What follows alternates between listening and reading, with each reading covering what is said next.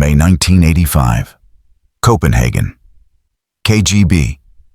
Colonel Oleg Gordievsky, the Soviet intelligence resident in Denmark, returns from another meeting at the embassy. Under his arm, a folder stamped Top Secret. In his pocket, keys to his official apartment.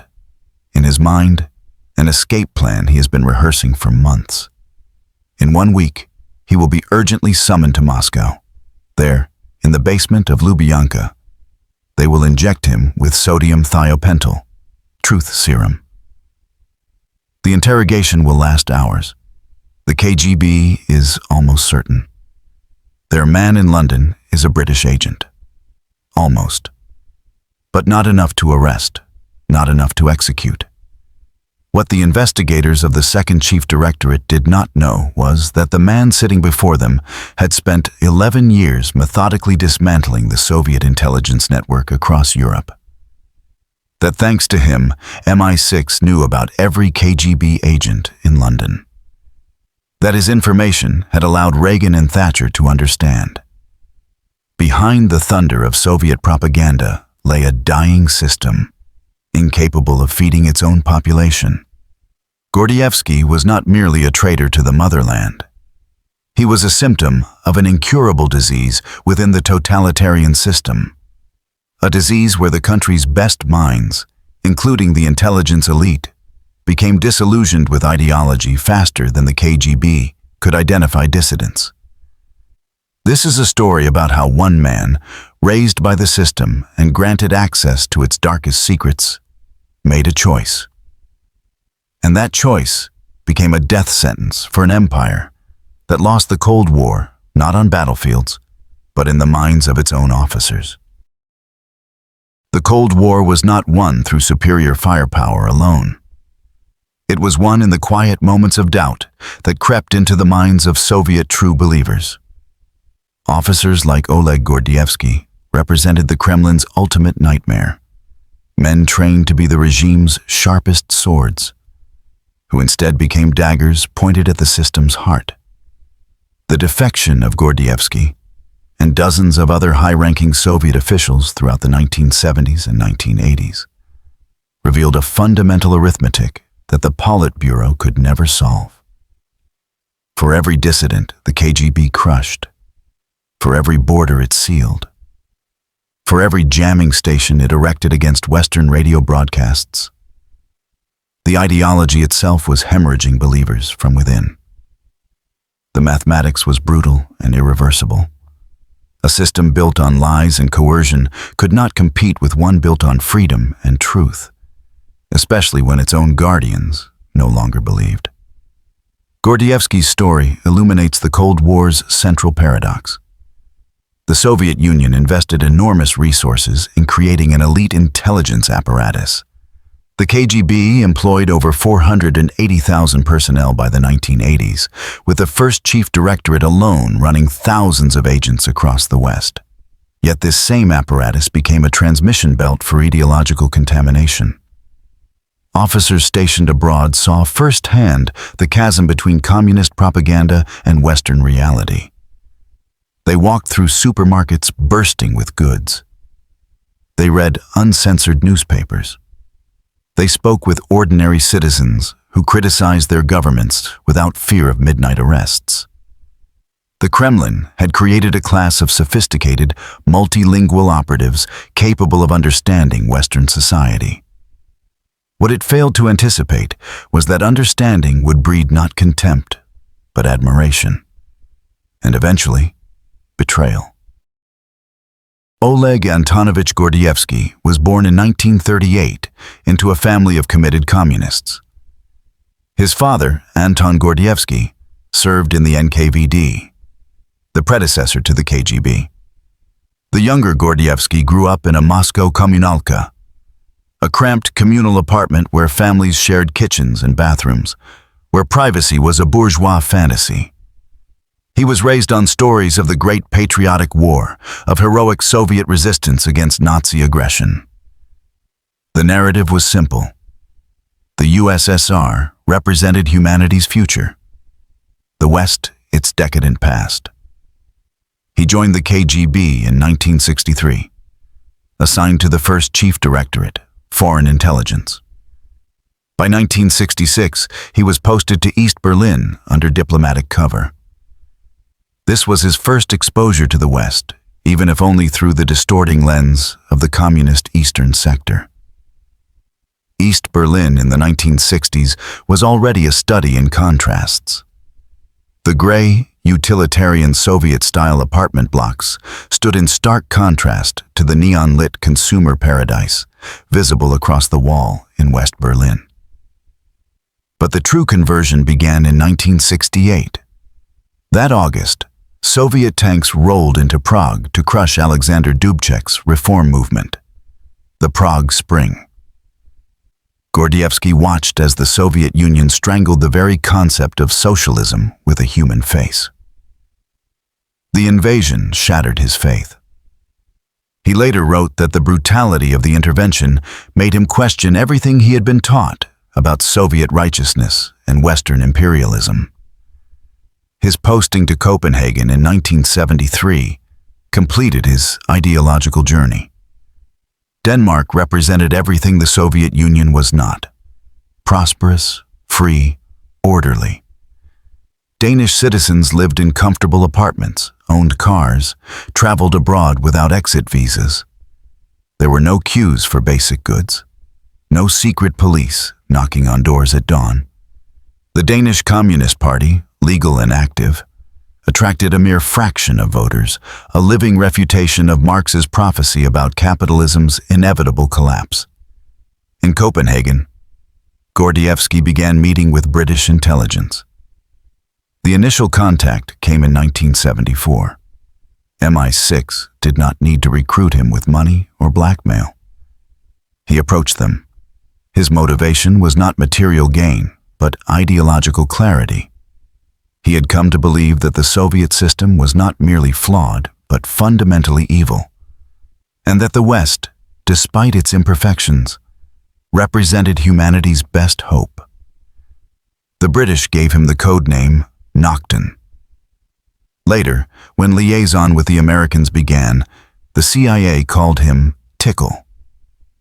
For the next 11 years, Gordievsky would become the West's most valuable intelligence asset inside the KGB. The information Gordievsky provided was devastating to Soviet operations. He identified hundreds of KGB officers operating under diplomatic cover across Western Europe. He revealed the identities of British citizens recruited as Soviet agents, including civil servants and trade union officials. He exposed KGB active measures, disinformation campaigns designed to sow discord within NATO and undermine Western resolve. One of his most significant contributions came in 1983, during one of the Cold War's most dangerous moments. The KGB had launched Operation Ryan, an intelligence program based on the paranoid belief that the Reagan administration was preparing a nuclear first strike against the Soviet Union. KGB residentures across the West were ordered to watch for signs of imminent attack. Unusual activity at military bases, evacuation of government officials, stockpiling of blood supplies at hospitals. The operation reflected the deep paranoia within the Kremlin. Soviet leadership, isolated and aging, genuinely feared American aggression. When NATO conducted the Able Archer 83 exercise, a routine command post exercise simulating nuclear release procedures, Soviet intelligence mistook it for preparation for actual war. The USSR placed its nuclear forces on heightened alert. Gordievsky reported this Soviet panic to MI6, which immediately briefed the CIA and the White House. President Reagan, shocked to learn that Moscow genuinely feared an American first strike, moderated his rhetoric. He later wrote in his memoirs that learning of Soviet fears through intelligence channels convinced him to pursue serious arms control negotiations. The Gordievsky intelligence may have prevented a catastrophic miscalculation, but his most profound contribution was strategic rather than tactical. Through his reporting, Western intelligence gained an unprecedented understanding of the Soviet Union's internal decay. Gordievsky described a system where ideology had become hollow ritual, where party officials mouthed slogans they no longer believed, where corruption permeated every level of government. He reported that Soviet citizens watched Western television broadcasts despite jamming efforts, that they traded on black markets for goods their economy could not provide, that even KGB officers privately mocked the system they ostensibly defended. This intelligence fundamentally shaped Western policy in the 1980s.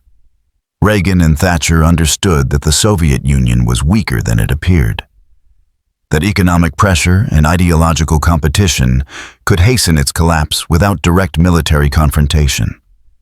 The strategy of peace through strength was built on the foundation Gordievsky and other sources provided, the knowledge that the Soviet system was rotting from within. The KGB was not blind to the hemorrhaging of its officer corps.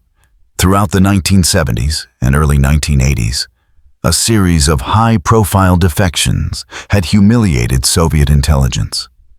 Arkady Shevchenko, a senior UN official, defected to the United States in 1978. Vladimir Kuzychkin, a KGB major, defected to the British in 1982, devastating Soviet networks in Iran. The response was predictable: increased surveillance of KGB officers themselves. The second chief directorate, responsible for internal counterintelligence, turned its considerable resources inward. Officers posted abroad were monitored by colleagues. Their mail was read, their phone calls recorded, their movements tracked. The KGB became a snake eating its own tail, an organization paralyzed by suspicion of its own members. In 1985, this internal paranoia finally reached Gordievsky. An American source, later identified as CIA officer Aldrich Ames, who was simultaneously betraying the United States to the KGB, had provided Moscow with information suggesting a high-level penetration of Soviet intelligence. The KGB began investigating its own residents and senior officers. Gordievsky, by then promoted and transferred to London as deputy resident, was summoned back to Moscow in May 1985, under the pretext of consultations. He suspected a trap. MI6 agreed. Before he left London, British intelligence provided him with exfiltration plans and a detailed escape protocol. If he was compromised, but not arrested, if he was under suspicion but the KGB lacked proof, he was to activate an emergency extraction. What happened next would become one of the most dramatic episodes in Cold War intelligence history. Gordievsky arrived in Moscow on May 17, 1985. He was met at the airport by KGB colleagues who were too friendly, too attentive. The atmosphere was wrong. He was driven not to his office, but to a safe house on the outskirts of the city. There, 2 KGB counterintelligence officers were waiting. They did not arrest him. Instead, they interrogated him for hours, probing for inconsistencies in his story, testing his loyalty. Then came the injection, sodium thiopental, the truth serum that was supposed to strip away lies and reveal treachery. But the drug was less reliable than KGB legend suggested. Gordievsky, prepared for this possibility, focused his mind on maintaining his cover story. Under the influence of the drug, he provided answers that were technically truthful but strategically misleading. He admitted to friendships with Westerners, unavoidable for a KGB officer abroad, but denied espionage. The interrogation yielded suspicions, but no confession. The KGB faced a dilemma. They believed Gordievsky was a traitor, but they lacked proof sufficient for prosecution. In Stalin's era, this would not have mattered. Suspicion alone warranted execution. But by 1985, even the KGB operated under certain constraints. Wrongly accusing a senior officer could trigger internal backlash. Without a confession or hard evidence, they could not move to arrest. Instead, they placed him under surveillance. His passport was confiscated. He was told to await reassignment. Effectively, he was imprisoned in Moscow without formal charges, a ghost within the system that had created him. For Gordievsky, the message was clear. His time was running out. The KGB would continue investigating, continue looking for proof. Eventually, they would find something or manufacture it. His window for escape was closing. He activated the emergency extraction plan. The escape protocol MI6 had designed was elaborate and desperate in equal measure. Gordievsky was to travel to Moscow's outskirts, to a specific location along the Leningrad highway, carrying a Safeway grocery bag, a distinctly British object that would signal his identity. He was to wait at a bus stop. A British diplomat would drive past. If the diplomat was alone, the operation was off. If he was accompanied by a woman with a baby, the extraction was on. On July 19, 1985, after weeks of careful preparation and evading KGB surveillance, Gordievsky made his move. He jogged to the designated bus stop, ostensibly out for exercise, a plausible cover in health-conscious Soviet society. He carried the Safeway bag. A car approached. Inside, a British diplomat, his wife, and their infant daughter. The signal was confirmed. But Gordievsky could not simply get in the car. KGB surveillance was everywhere. Instead, the extraction required a second phase. A journey to the Finnish border, 400 kilometers away, hidden in the trunk of a diplomatic vehicle that could not be searched under international law. The drive was excruciating. Gordievsky spent hours cramped in the trunk, barely able to breathe, listening to the muffled sounds of Soviet checkpoints and border crossings. At each stop, there was the possibility of discovery, arrest, execution. The diplomatic immunity protecting the British family would not extend to the Soviet national hidden in their vehicle.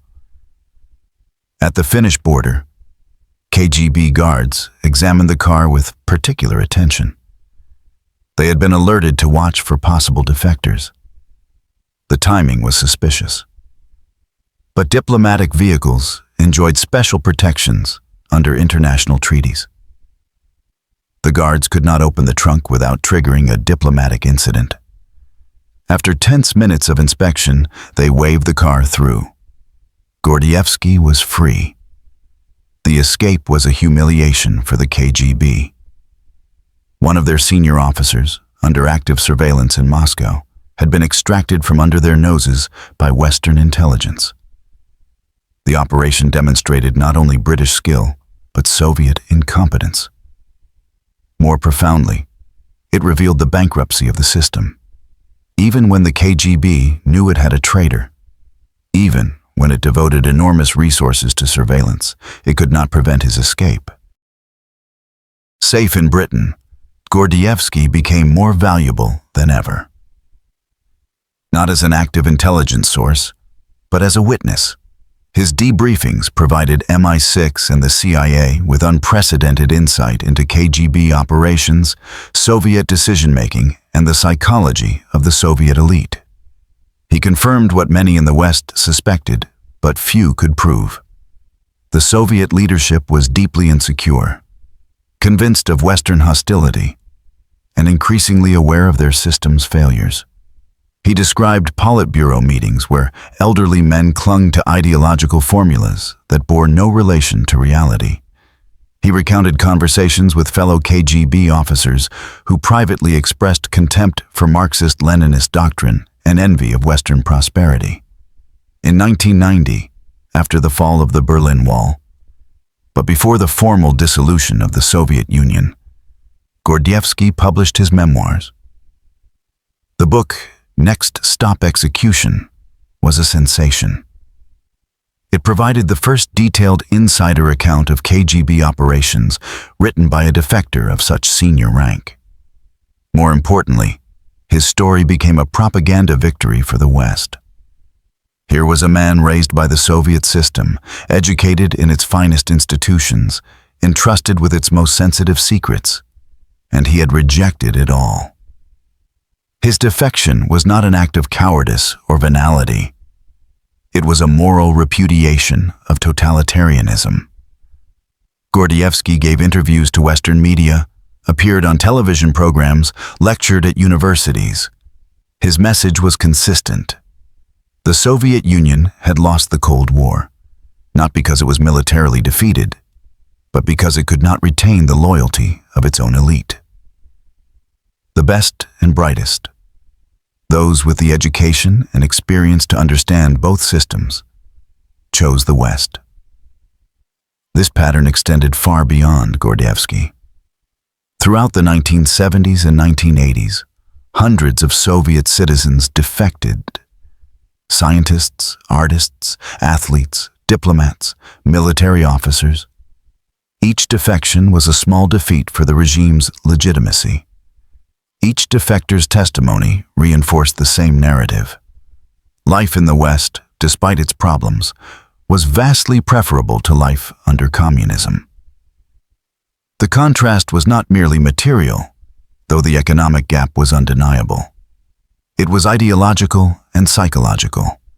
In the West, one could speak freely, travel freely, choose one's career and residence. In the Soviet Union, every aspect of life was controlled, monitored, regulated by an omnipresent state that trusted no one. Gordievsky's escape came at a devastating personal price. His wife, Layla, and their 2 daughters remained in Moscow. Soviet authorities, enraged by his defection, used them as hostages. Layla was interrogated repeatedly, pressured to denounce her husband, threatened with prosecution as an accomplice. She maintained her innocence, claiming truthfully that she had not known about his espionage. The KGB could not prove otherwise. But the authorities made her life miserable. She was stripped of privileges, subjected to constant surveillance, ostracized by former friends and colleagues. Only in 1991, after the Soviet Union's dissolution, were Layla and the children allowed to leave Russia and join Gordievsky in Britain. By then, 6 years had passed. The damage to family relationships was irreparable. His daughters had grown up in his absence, raised by a mother who struggled to reconcile her husband's actions with the propaganda she was forced to endure. This personal tragedy highlighted the cruel calculus of ideological warfare. Gordievsky's defection saved lives. His intelligence prevented conflicts, exposed Soviet agents whose activities threatened Western security, and contributed to the peaceful resolution of the Cold War. But it destroyed his family, exiled him from his homeland, and left him with guilt that no amount of geopolitical victory could erase. Yet he never expressed regret about his decision to betray the KGB. In interviews, he consistently argued that his actions were morally necessary. The Soviet system, he maintained, was fundamentally evil. It crushed human freedom, murdered dissidents, and imposed misery on millions. Fighting it, even at personal cost, was a moral imperative. This conviction, shared by many defectors, underscored a crucial asymmetry in the Cold War. The West had its traitors, individuals like Aldrich Ames and Robert Hansen, who sold secrets to the Soviets. But their motivations were typically venal: money, ego, personal grievance. They were not ideological converts to communism. Soviet defectors, by contrast, were often driven by genuine belief in Western values. They risked execution, abandoned families, and accepted lives of permanent exile because they became convinced that the West represented a better way of organizing human society. This ideological asymmetry was fatal to the Soviet project. A system whose own guardians rejected its fundamental premises could not survive indefinitely. Gordievsky was not unique. His defection was part of a broader pattern that accelerated throughout the 1980s. Each high-profile defection created a cascade effect, undermining morale within the Soviet system and emboldening others to follow. Vitaly Yurchenko, a senior KGB officer, defected to the United States in 1985, the same year as Gordievsky's escape. Viktor Gundarev, a KGB colonel, defected to Britain in 1985. Vladimir Vetrov, codenamed Farewell by French intelligence, had been providing secrets about Soviet technology theft for years before his exposure in 1982. These were not low-level operatives. They were senior officers with decades of service, men who had access to the system's innermost secrets. Their defections created paranoia within Soviet intelligence, leading to purges and internal investigations that further degraded operational effectiveness. The KGB responded with increasingly desperate measures. Officers abroad were subjected to even more intrusive surveillance. Families were held hostage to ensure loyalty. Psychological screening was intensified. None of it worked. The fundamental problem was not inadequate security measures. It was ideological collapse. By the mid-1980s, the Soviet Union was losing the battle for hearts and minds, even among its own elite. Party officials privately accumulated wealth and privileges, while ordinary citizens waited in lines for basic goods. Military officers recognized the technological inferiority of Soviet equipment compared to Western arms. Scientists saw their research starved of resources, while Western laboratories achieved breakthrough after breakthrough. The system's defenders no longer believed their own propaganda. This was the lethal weakness Gordievsky's defection exposed. An ideology that could not retain the loyalty of those most invested in its success was an ideology in terminal decline. Soviet leadership understood the danger. KGB chairman Viktor Chebrikov delivered a report to the Politburo in 1986, warning that ideological subversion represented an existential threat to the USSR. The West, he argued, was waging a sophisticated campaign to undermine Soviet society from within. Using radio broadcasts, smuggled literature, and cultural infiltration to corrupt Soviet citizens. But Chebrikov's analysis was fundamentally flawed. He treated ideological decay as something imposed from outside, a virus introduced by Western intelligence. He failed to recognize that the rot was internal, generated by the system's own contradictions and failures. The reality was that Soviet citizens did not need Western propaganda to recognize their government's inadequacies. They experienced them daily. The empty store shelves, the stifling censorship, the pervasive corruption, the technological backwardness disguised by bombastic rhetoric. Defectors like Gordievsky did not create these problems. They merely testified to them, providing the West with confirmation of what many had long suspected. The Soviet Union was a failing state, propped up by military might and police repression, but lacking genuine popular support or ideological vitality. Mikhail Gorbachev, who became General Secretary in 1985, recognized the crisis. His policies of glasnost, openness, and perestroika, restructuring, were attempts to reform the system before it collapsed entirely. But reform proved impossible. Once Soviet citizens were allowed to speak freely, they used that freedom to condemn the system. Once the lid of censorship was lifted, the accumulated grievances of 70 years poured out. Gorbachev later acknowledged that intelligence failures, the hemorrhaging of secrets through defectors like Gordievsky, had contributed to the Soviet Union's defeat. The West had gained an asymmetric advantage. Detailed knowledge of Soviet weaknesses combined with Moscow's ignorance of Western strengths. This information gap allowed Reagan and Thatcher to apply pressure with surgical precision, exploiting vulnerabilities the Kremlin could not conceal. When the Soviet Union formally dissolved in December 1991, Gordievsky watched from exile in Britain. The system that had shaped his youth, that had trained him as an intelligence officer, that had hunted him after his betrayal, simply ceased to exist. In retrospect, his defection and subsequent escape can be understood as a microcosm of the Cold War's outcome. The Soviet Union invested enormous resources in creating an elite intelligence service, screening and training officers who were supposed to be the regime's most loyal defenders. Yet even this elite proved vulnerable to ideological disillusionment when exposed to Western reality. The Cold War was won through many factors: economic strength, technological innovation, military readiness, diplomatic skill.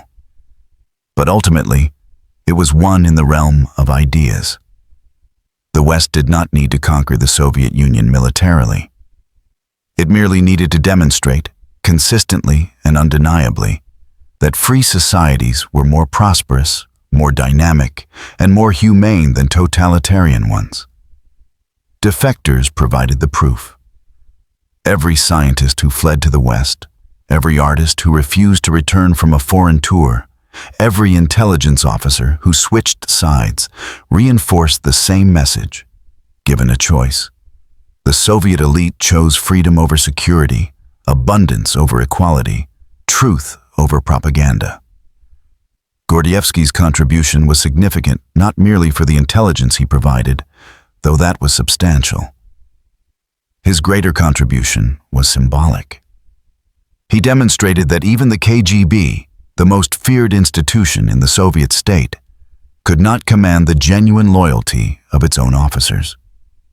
In 2007, Queen Elizabeth II awarded Gordievsky the Companion of the Most Distinguished Order of St. Michael and St. George, an honor typically reserved for senior diplomats and intelligence officers who have rendered extraordinary service to the United Kingdom.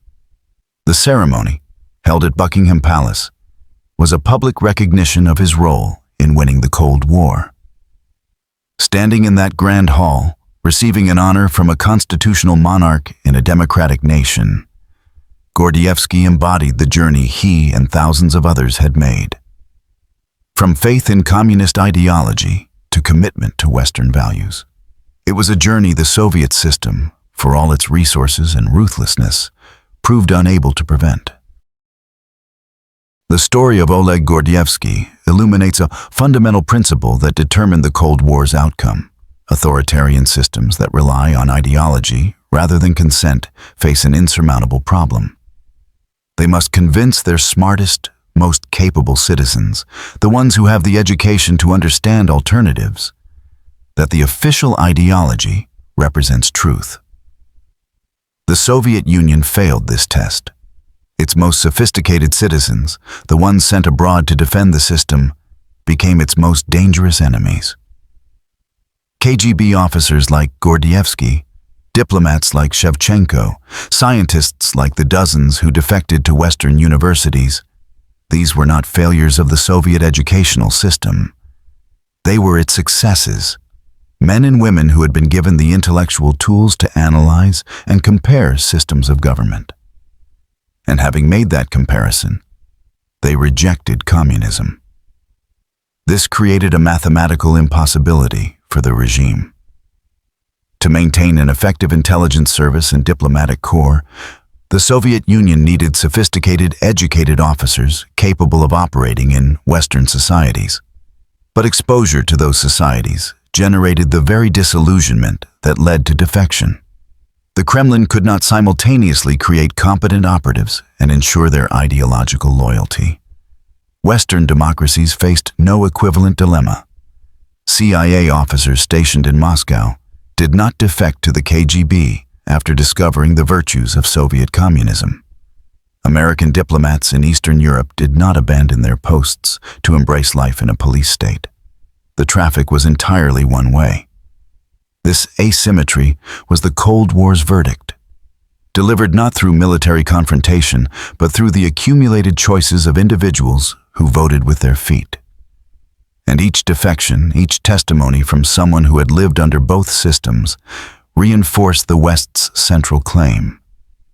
Freedom works better than tyranny, markets work better than central planning, and open societies work better than closed ones.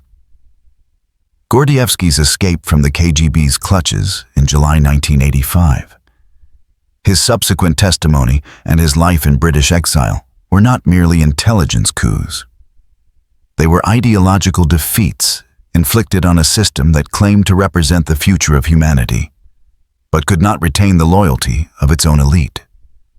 The Cold War was won in moments like these, quiet, personal decisions made by individuals who had seen both sides and chosen the West. The Soviet Union collapsed not because it was invaded or defeated in battle, but because it hemorrhaged believers faster than it could create new ones. And no amount of propaganda, no degree of repression, no sophistication of surveillance could reverse that fatal bleeding. In the end, the arithmetic was simple and brutal. A system built on lies could not survive indefinitely when its own guardians stopped believing. Oleg Gordievsky was both symptom and catalyst of that collapse. His betrayal of the KGB was, paradoxically, an act of loyalty to a higher principle, the principle that human beings deserve to live in freedom, not fear. That principle, more than any weapon or economic strategy, was what won the Cold War, and defectors like Gordievsky were its most powerful advocates, witnesses whose testimony could not be dismissed as Western propaganda because they had lived the Soviet reality and found it wanting. The empire that claimed to represent history's inevitable progress was undone by the personal choices of individuals like Gordievsky. His story is a reminder that the greatest battles are often fought not on battlefields, but in human conscience, and that the most decisive victories are won not through force, but through the power of truth.